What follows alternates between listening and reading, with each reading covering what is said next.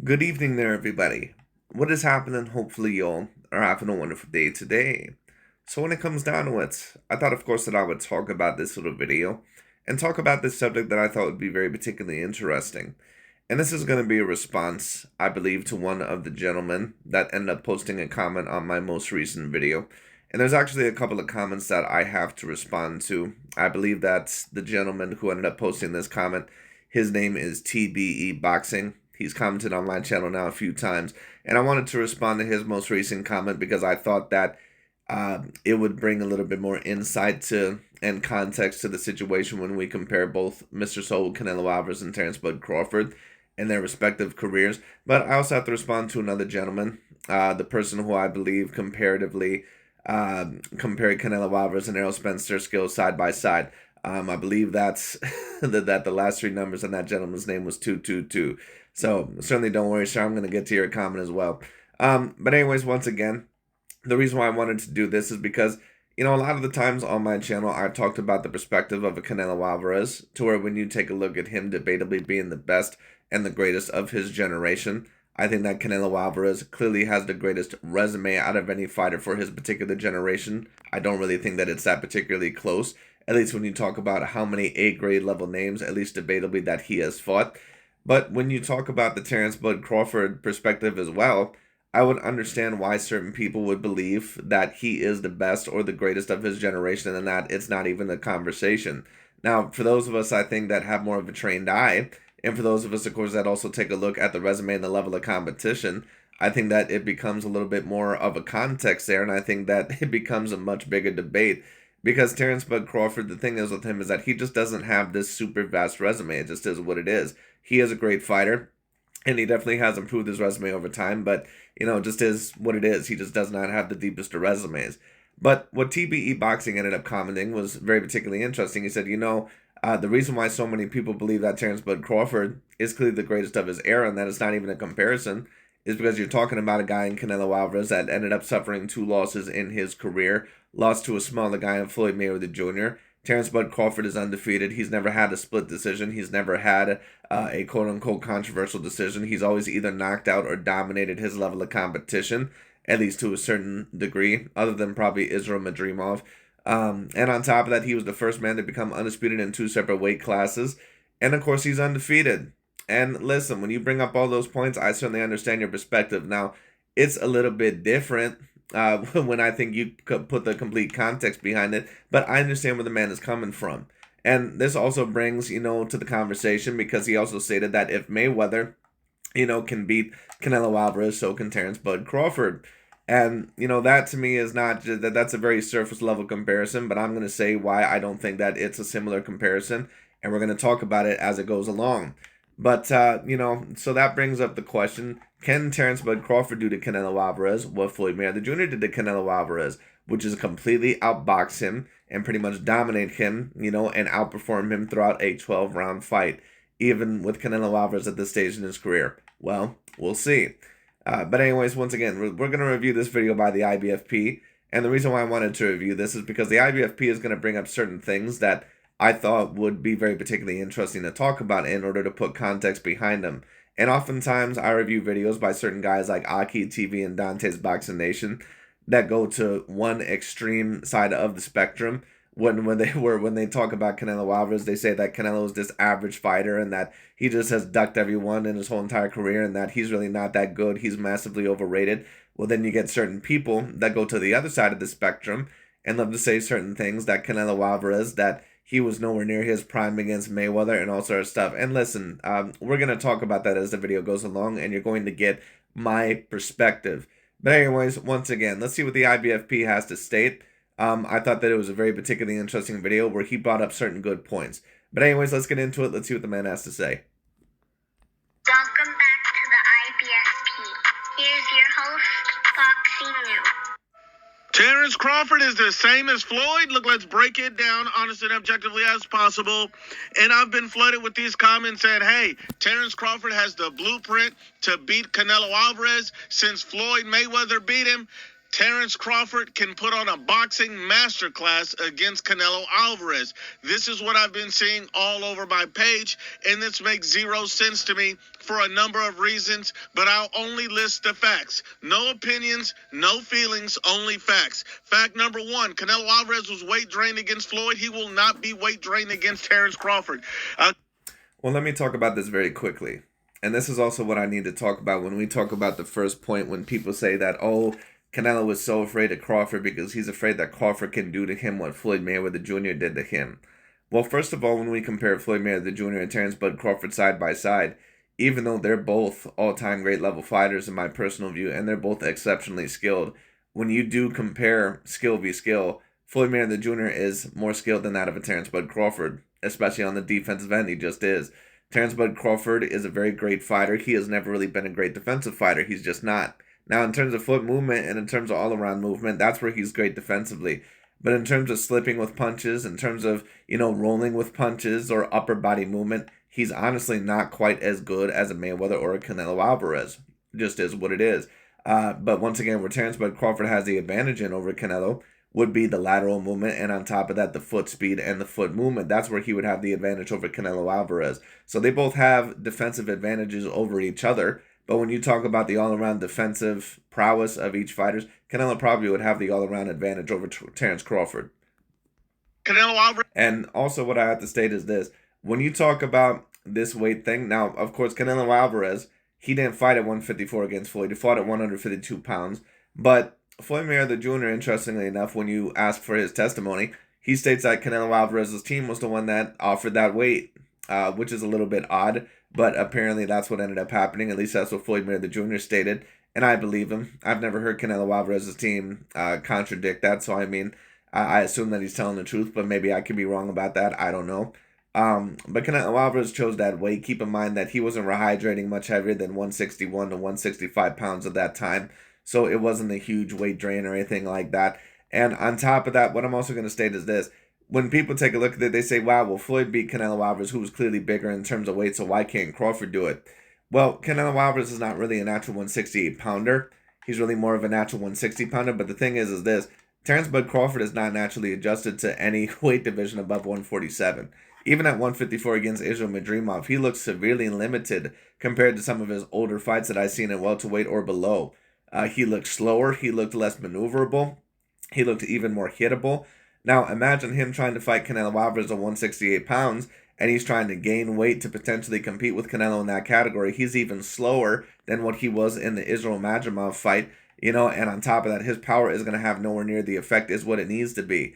And all the advantages that he would potentially have over Canelo Alvarez, or usually over opponents, like his timing and his foot speed and his foot movement and his timing, and his punch selection, they would all be gone against Canelo Alvarez, especially if he's trying to gain weight. That's why I say if Crawford is coming into this fight, he needs to stay at around 160 to 165 pounds. He does not need to really try to rehydrate at about 170, 180 pounds. It's not going to work for him well. It just is what it is. Because Canelo Alvarez has been adjusted to the 168-pound weight class and also 160. He's been adjusted to those two weight classes. Is he a natural 168-pounder? No, he's not. But he's been adjusted to those type of guys with their reach, with their length, with their punching power. He's been adjusted to that. Crawford is not even adjusted to the 154-pound weight class. So when you talk about Mayweather had already been there for several years, I believe, at the welterweight class. Not even mentioning that he had already won a belt at the junior middleweight division at 154 pounds over Miguel Cotto. So Floyd, even though he's not really a natural welterweight, he's really more of a natural 140-pounder in my personal view. Floyd Mayweather Jr. still was very accustomed to the welterweight division because he had so many big fights there. So moving up against Canelo Alvarez, he was out of his element probably by about 2 weight classes, but at least Floyd was super adjusted to the welterweight division. So he pretty much came in the fight at 151 pounds or something like that, or about 150 pounds. Canelo Alvarez, of course, came in there 15 pounds, bigger than Floyd Mayweather Jr. on fight night, I believe. But Floyd still kept his speed. He still kept his foot speed and his hand speed because he was pretty much, accustomed to the same weight that he was when he was fighting at welterweight. That's why I say it's really not along the same standards. Terence Bud Crawford is going to be fighting a fighter that is going to separate him by at least a couple weight classes at this moment in time. Now, Canelo, once again, he's a natural 160-pounder in my view, not a natural 168-pounder. But the thing is once again, Crawford is not just some dude that is super accustomed to 154, 160. He's not. So that's why I say if Crawford actually wants to have a chance to beat Canelo Alvarez, and if he comes in the best form, he possibly could. I would just favor Canelo Alvarez quite heavily, but you never know. But like I said, Crawford, he's gonna have to try to keep that speed. You know, you don't want to do what Tyson Fury did in the Usyk rematch and gain that weight and become slower and, overall once again lose some of the attributes that you would need in order to beat that fighter. Anyway, was nowhere near his prime against Floyd. Canelo Alvarez will be at the end of his prime against Terence Crawford if that. Well, let me talk about that point very quickly as well, because this is a point that a lot of Canelo Alvarez fans or certain people love to also bring up with Canelo when they say that Canelo Alvarez was nowhere near his prime against Floyd Mayweather Jr. Well, what I'm going to tell you is this. Canelo was in his prime against Floyd Mayweather Jr. when he fought him and then lost to him. Yes, he was in his prime years, but he wasn't at his absolute peak yet. You see, you get these people that go to either one side of the spectrum, and once again, the truth oftentimes lies somewhere in the middle. When you talk about Canelo Alvarez against Floyd Mayweather Jr., he was experienced to a certain degree, but he wasn't experienced on a very high level championship level. Like, it's like when you take a look at Michael Jordan when he used to lose to the Detroit Bad Boy Pistons. Michael Jordan was, exceptionally talented, and he was looked at in his prime years against the Detroit Bad Boy Pistons, but he wasn't at his absolute peak yet because he didn't know how to win. He didn't know how to win, regular championship NBA basketball or championship level basketball. Now, Canelo Alvarez had became a champion before he even fought Austin Trout or Mayweather. But the big fight that really put Canelo Alvarez, in the fight with Mayweather was against Austin Trout. And Canelo Alvarez had a very close and competitive fight with Austin Trout, about 7 rounds to 5 or 8 rounds to 4 in my view, but he clearly won the fight, especially with the knockdown. But Canelo Alvarez, you could tell that he had never fought a type of fighter that was going to be on that level yet, quite like an Austin Trout, who was coming off of the big win over Miguel Cotto. So even though Canelo Alvarez had those 40-something fights, he had those 40-something fights, but they were all against guys that were pretty much well past their best, like a Carlos Baldomir or a Shane Mosley or a Kermit Cintrone. Don't get it twisted. It gave Canelo a lot of championship level experience, but he went from that against fighters that were pretty much washed up or guys that, had slight championship level experience in the past, but weren't anywhere near a peak form. He went immediately from that all the way to Austin Trout, who was at his peak form. He beat him, and then he pretty much went in the ring, with that of a Floyd Mayweather Jr., who not only was looked at as one of the best fighters in the world, but was looked at as the number 1 pound-for-pound fighter in the world and the most skilled fighter in the world. So when you compare that, it's kind of like when Patrick Mahomes ended up losing to Tom Brady in the playoffs for the first time, or when Michael Jordan was losing to the Detroit Bad Boy Pistons. Michael Jordan could beat a lot of other talented guys, even A-grade level teams like the Cleveland Cavaliers or the New York Knicks. But then when he fought, when he faced out of the Detroit Bad Boy Pistons, they knew how to win, and they were so experienced in terms of championship level pedigree because they were so used to fighting guys like the Celtics and the LA Lakers and other guys like that, they had been there before. Michael Jordan wasn't quite ready for the moment yet in terms of winning championship basketball. We see this quite a bit. So that's why I say when people talk about Canelo Alvarez that, he's still the same exact fighter as when he fought Floyd. No, he's not the same exact fighter. He got better as time went along. And even if you want to take a look at Canelo Alvarez and say that, Canelo Alvarez still has a lot of the same skill sets and some of the same faults, sure. But the thing is that when you talk about Canelo Alvarez as a fighter, and when you talk about any fighter over a 10-year span that especially has accomplished what Canelo has accomplished over the past decade, even if you have a lot of the same attacks or some of the same skills, you become sharper, you pace yourself better, you learn when to throw certain punches and when not to throw certain punches. You become more experienced and you become a more wiser and a more skilled veteran over time, which is what Canelo Alvarez became. When he fought Floyd Mayweather Jr., he was in his prime years, but he wasn't at his absolute peak yet. It was like LeBron James when he lost to the San Antonio Spurs all the way back in 2007. LeBron James had beat a championship caliber team, or at least he had beat a team that had championship level caliber experience like the Detroit Pistons. And, overall he had a little bit of playoff experience, I believe, before then, but then he immediately went from that all the way into the 2007 finals against one of the greatest winners and one of the greatest players and champions of all time, and Tim Duncan in that San Antonio Spurs squad.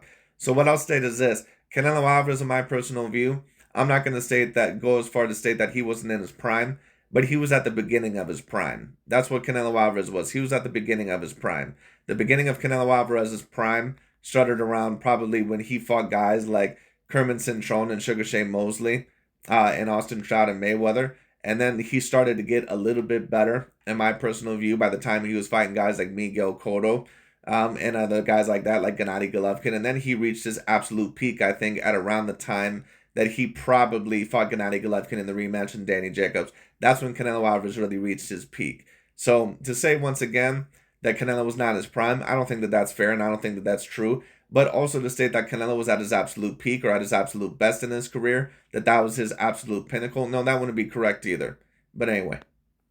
Fight happens. Canelo Alvarez at 168, he has the advantage. Floyd Mayweather had... And certain people may say, well, Canelo Alvarez, he lost to Mayweather. We don't know, how much improvement he has because he's never fought another type of style like that, at least with Mayweather. Well, this is going to be really hard to compare it with Floyd Mayweather because Mayweather is debatably the most skilled and most dominant boxer of all time. So that's why, when you talk about that, it's so hard to compare because Terence Crawford has never been, like, when you talk about the two losses that Canelo Alvarez has, Crawford has never been in those situations. Crawford has never fought somebody, especially when he was just at the beginning of his prime. He's never fought somebody that would be looked at as debatably the most skilled or most dominant fighter within the sport's history. And then on top of that, a guy that could be looked at as the number one pound for pound fighter when Canelo fought him. It would be like when Terence Crawford, after he beat Yuriorkis Gamboa, immediately fighting Floyd Mayweather Jr. after that. Now, to be fair, Canelo had more fights on his resume at that time than what a Crawford would have had at that time. But once again, still, it would have been like Crawford after finishing 135 going up against Mayweather. It just, the level of experience and the level of wisdom and, once again, the experience, of course, it would have favored that of Mayweather. It just is what it is. Now, that's not a complete excuse as to why Canelo Alvarez lost the fight so dominantly. Floyd is just the all-around more skilled fighter in my personal view. That's just a part of it. But once again, this narrative that Canelo was, that he just never changed or, he never made any adjustments or never adapted over time or became an all-around more experienced or better fighter, that's just false. I mean, when we take a look at certain fighters like Danny Dubois, for example, do we believe that Danny Dubois, that he was at his absolute peak against Joe Joyce, or do we believe that he's at his peak right now? Do we believe that Vasily Lomachenko was at his peak against Orlando Salido, or do we believe that Lomachenko was at his peak against guys like Nicholas Walters, Guillermo Rigondeaux, and Teofimo Lopez? So that's why I say you can have a certain fighter that ended up losing in the past, but they end up becoming better, or they end up becoming, a better version of themselves. Take a look at Marcos Maidana, for example. Marcos Maidana was a dude that lost to guys like Amir Khan, Devin Alexander, and certain guys like that in the past. But then when he got with Robert Garcia, he hit his absolute peak. He hit his great stride. So that's why I say we can't always take a look at a fighter and just say that, oh, they were just completely 100% at the best point in their career. Well, how do you know that? Once again, you have to take a look at it over time and see when they maybe hit their absolute peak. And when I say Canelo Alvarez hit his absolute peak, in my view, it was around the Gennady Golovkin rematch. Every advantage over Canelo Alvarez. So we have to be honest and unbiased. Another thing... Well, I'm not going to go that far either. I'm not going to state that Floyd Mayweather Jr. had every advantage over Canelo. Canelo was younger. He was clearly bigger in terms of the weight over Floyd Mayweather Jr. And, of course, he was stronger and bulkier. But what I will say is that Floyd Mayweather Jr. did have the advantage in championship level experience. He had the advantage in the skills. And on top of that, he had the advantage of just being a wise boxer that had been there many times before, that had fought so many different level of styles and so many different opponents to where, he pretty much was ready with anything that was going to come at him. And let me also state this. People try to say this shit about Mayweather was out of his prime against Canelo. No, he wasn't. He was 36 years old, but he was still the number one pound for pound fighter. And he put on one of the sharpest performances in his career against Canelo Alvarez. So these guys love to say that Canelo Alvarez, that Mayweather was this quote-unquote grandpa against Canelo. No, he wasn't. Once again, you have to be very careful with the quote-unquote prime excuse. Because, because certain people take a look at certain fighters and they say that, oh, that fighter is not quote-unquote in their prime. Well, let me ask you something. Artur Beterbiev right now is 39 years old. But he just recently beat Dmitry Bivol, who is significantly younger. Is Artur Beterbiev not in his prime right now? Or is he not at a great point in his career?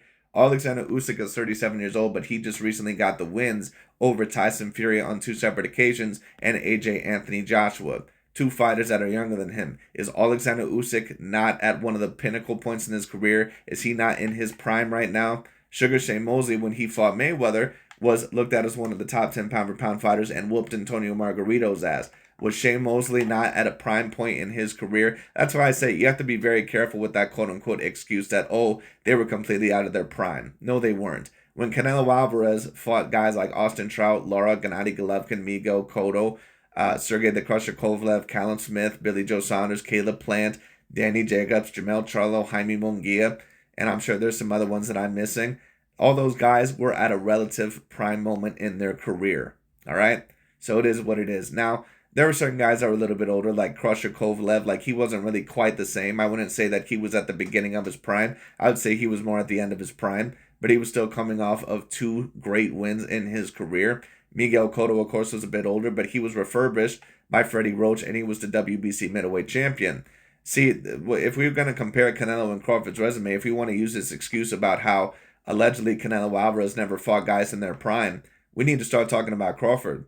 Because Crawford fought Errol Spence Jr. coming off a 14-month layoff. And he also fought Sean Porter when he already lost about 3 or 4 times. And on top of that, was no longer a champion. So if we're going to use this excuse, overall about certain fighters not being in their quote-unquote primes, that we need to hold the same standard to everybody. Terence Crawford does not have Floyd Mayweather's defensive abilities. I mean, we've seen. I agree with that as well. Terence Bud Crawford is not an immaculate defensive fighter. He's not someone that is a great defensive fighter. He's very good. He's a very good defensive fighter at best. He's not a great defensive fighter. Like I said, I've seen Terence Bud Crawford put on 2 great defensive performances. Errol Spence Jr. and Victor Postol. That's really about it. Once again, you can take a look at this fight right here against Mean Machine, Aegis Velasquez. He gets countered over the top with multiple right hands. Even should have got knocked down in the fight, but the referee blew the call because Crawford got hit with the overhand right. He tried to tie him up. His legs were too weak and he was too hurt, and he dropped in the clinch. It should have been counted as a knockdown. But once again, take a look at Crawford with his fights against Thomas Delorme. Take a look at his fight against Yuriorkis Gamboa, Aegis Velasquez. Take a look at his fight against Jose Benavidez. Take a look at his fight against Sean Showtime Porter, Israel Madrimov. He is not a defensive master. When you talk about Canelo, he is a defensive master. He can just do more things in terms of the defensive ability, at least in terms of upper body movement, than what Crawford can do. Now, in terms of foot movement and lateral movement, yeah, I would say that Crawford defensively and movement-wise has, the edge there over Canelo Alvarez. But Canelo Alvarez also has very good lateral movement when he needs to use it. He just has slower feet than Crawford. But in terms of upper body movement, slipping and rolling with punches, parrying, and on top of that, keeping his hands up more consistently, all those go to Canelo.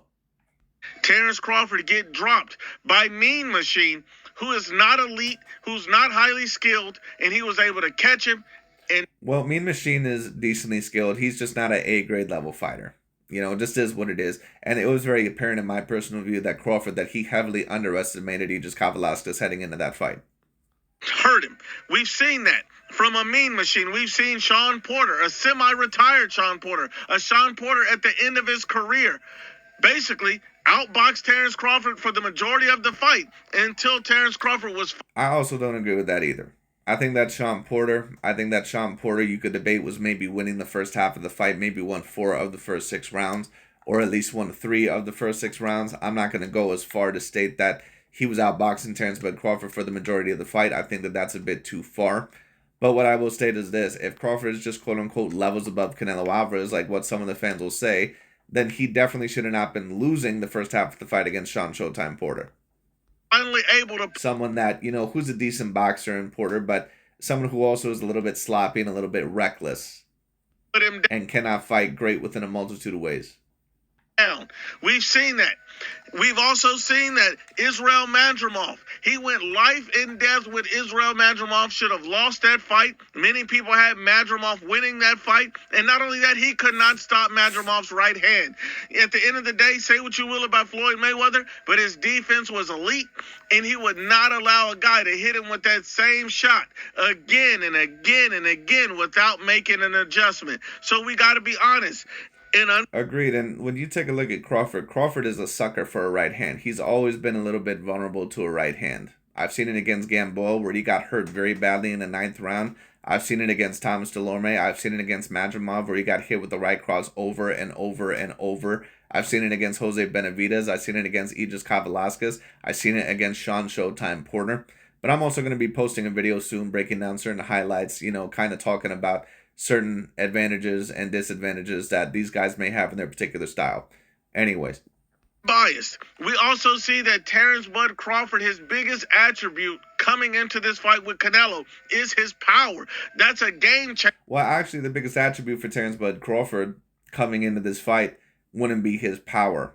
When you talk about Terence Bud Crawford and Canelo Alvarez, they just don't have one great attribute. They have multiple great attributes. In order to be an all-time great fighter like a Usyk or a Canelo or a Crawford, you have to have multiple, not just great, but all-time great level attributes. That's what makes them great fighters. Canelo Alvarez has excellent defensive ability. He has excellent upper body movement. He has excellent power, excellent speed for his weight classes, at least when he was at his absolute best. He has excellent timing, excellent accuracy, and he's a guy overall that is excellent defensively. Terence Bud Crawford has excellent maneuverability. He has excellent footwork, and he also has excellent foot positioning. And, I mean, Canelo has good foot positioning as well. It's just sometimes he can be a bit slower with his feet, and he can be a bit flat-footed at times. But Crawford, he's very slick. He's very good with lateral movement and his footwork and, of course, his foot movement. And on top of that, setting up traps and, some other things. But Crawford, I'm not going to say that really his biggest asset within this fight against Canelo would be power. I would say that the power would really go more towards Canelo Alvarez, because if you're Canelo fighting Terence Bud Crawford, you really want to try to beat up Terence Bud Crawford. You don't want to really try to box him throughout the majority of the fight. You want to try to beat this man up and stop him. That's what you want to try to do. Terence Bud Crawford, his main attributes in this fight are going to be his speed and his feet. That's what his main attribute is going to be. And if Crawford tries to pretend like he's going to knock out Canelo Alvarez, and if he ends up gaining the weight and being slower, he's not going to last very long in the fight. For a guy like Terence. Because when you talk about a fight like this, like when you take a look at Sugar Ray Leonard versus Marvin Hagler, for example, Sugar Ray Leonard wasn't going to try to fight Marvin Hagler in his type of style, try to fight him on the inside or bully Marvin Hagler. He knew his advantages. And this is what certain people must realize. You must understand your advantages, but you must also understand your weaknesses. You must understand your limitations. You must understand that. Terence Bud Crawford heading into this fight must realize that he can't try to outpower or outgrit Canelo Alvarez in some of those exchanges. He has to be constantly on the move against Canelo. He has to use his feet. He has to use his movement against Canelo Alvarez to try to throw him off. And if you're Canelo, you have to use your power, you have to use your size, and you have to use overall your ability to break down opponents and cut off the ring to break down Terence Bud Crawford. That's how they're going to have to fight. Terence Crawford, I believe out of his last 12 fights, 11 were knockouts. So when you think about it, he relies heavily on his power to finish the job. His power will be irrelevant in this fight. It will be useless because he can't hurt Canelo. He's not going to be able to do anything with him and has his own. Well, one of the points that Mr. TBE Boxing brought up, and I'm going to review his comment after this, he said, well, if Mayweather can do it with brittle hands against Canelo, why not Terence Bud Crawford? Once again, when you talk about Crawford and Mayweather, Crawford, of course, is a harder puncher than what Mayweather was. But the thing is that, Mayweather was already adjusted to the welterweight division, and Canelo was only one weight class up from that. Crawford is not adjusted to 154 or 160 or 168. So that's why I say, first of all, it's going to depend on his strategy coming into the fight, whether he gains weight or doesn't gain weight. And then secondly, when it comes down to it once again, Canelo Alvarez is adjusted to a completely different type of size. So Terence Bud Crawford, with his level of punching power, that's not really going to be the main effect that's going to affect Canelo. Crawford's going to have to use his speed. He's going to have to use that in his maneuverability against Canelo. And if he doesn't, he's going to get knocked out. Own team has mentioned that they're going to be fighting off the back foot, moving their feet. They cannot stand in front of Canelo. They cannot. Agreed. They have to constantly be on the move. But that's why I say his power, I'm not going to quite say that it's going to be irrelevant. Now, what I will state is this, and I hope that there's not any actual relevancy towards this.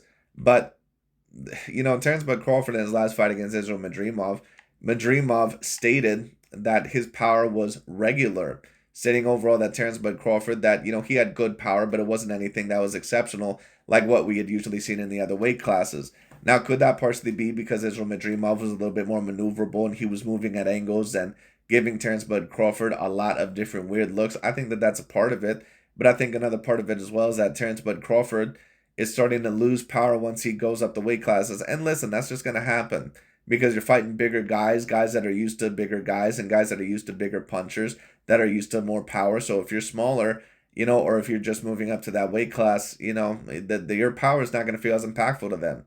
But what I will state is this: Terence Bud Crawford, this was the second time heading into the Israel Madrimov fight that something was caught something a little bit fishy with his gloves. And I'm not trying to spread anything here. I'm not trying to spread any rumors or anything like that. These are just the facts of the situation.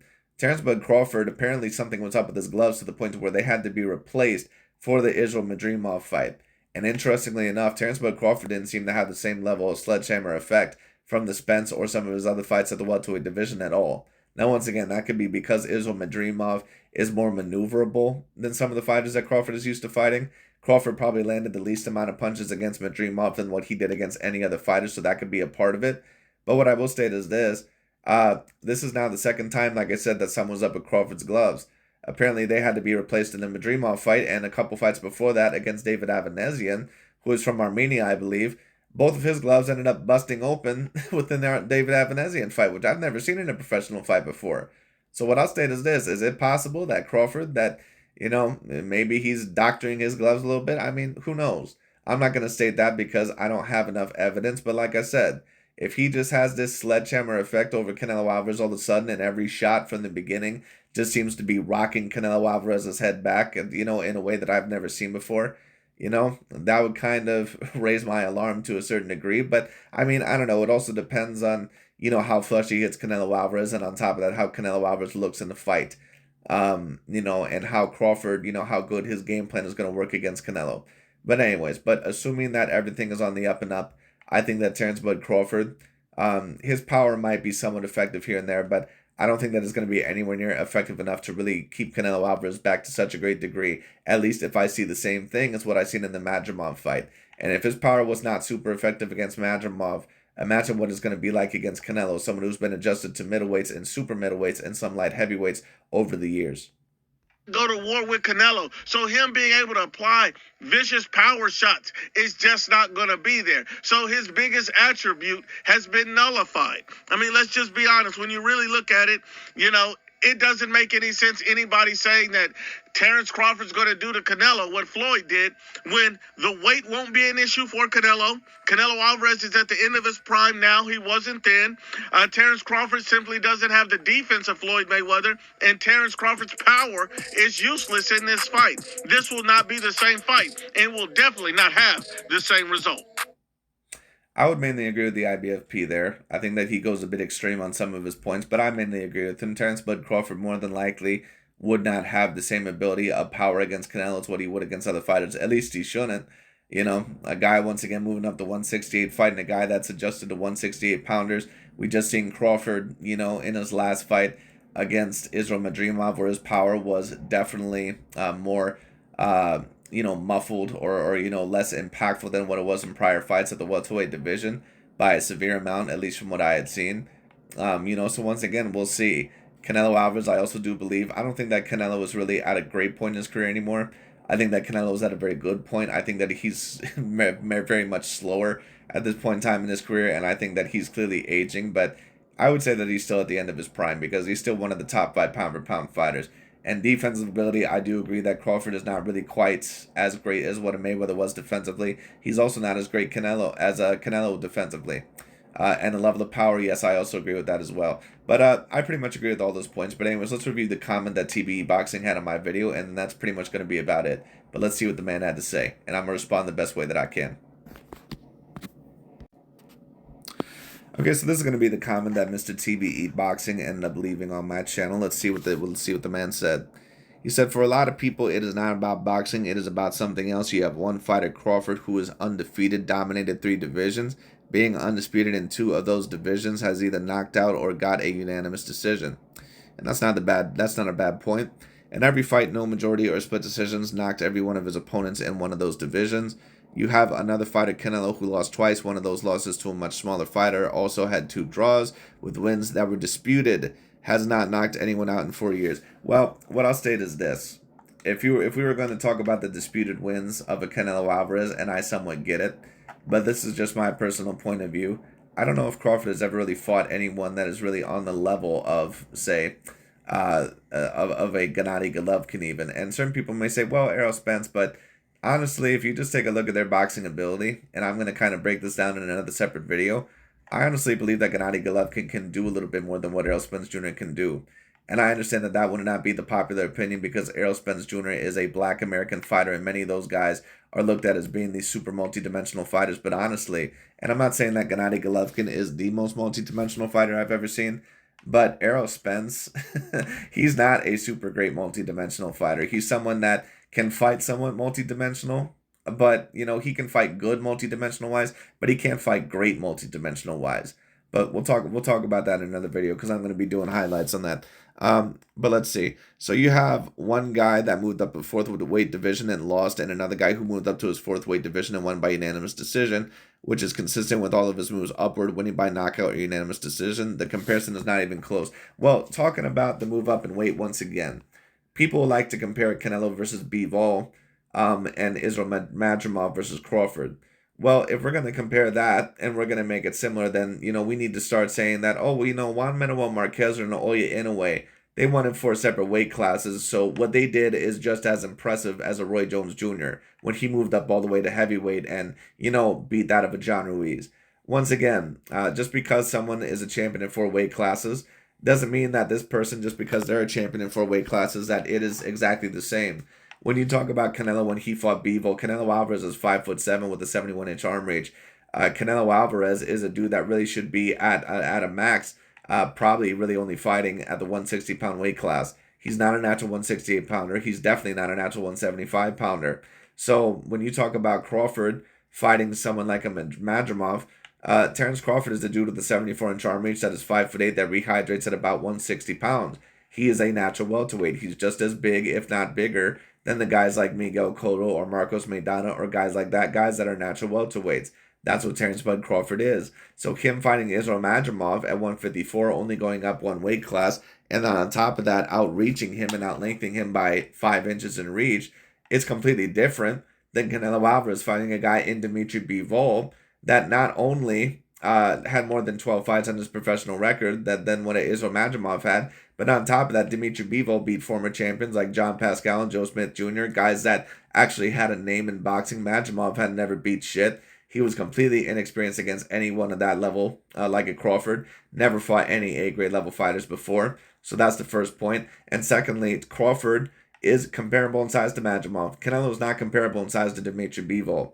Dimitri Bivol is about 5 inches taller than Canelo Alvarez. He has a slight reach advantage over Canelo Alvarez, and Bivol is an adjusted light heavyweight. Canelo is a guy that's more adjusted to 168, but he really doesn't even belong there because he's outlengthened and outreached by a lot of those guys. So that's why when people try to compare the Madrimov and Bivol fight on the surface, sure, if you're going to make the surface level comparison with no context behind it, sure, you can make that point.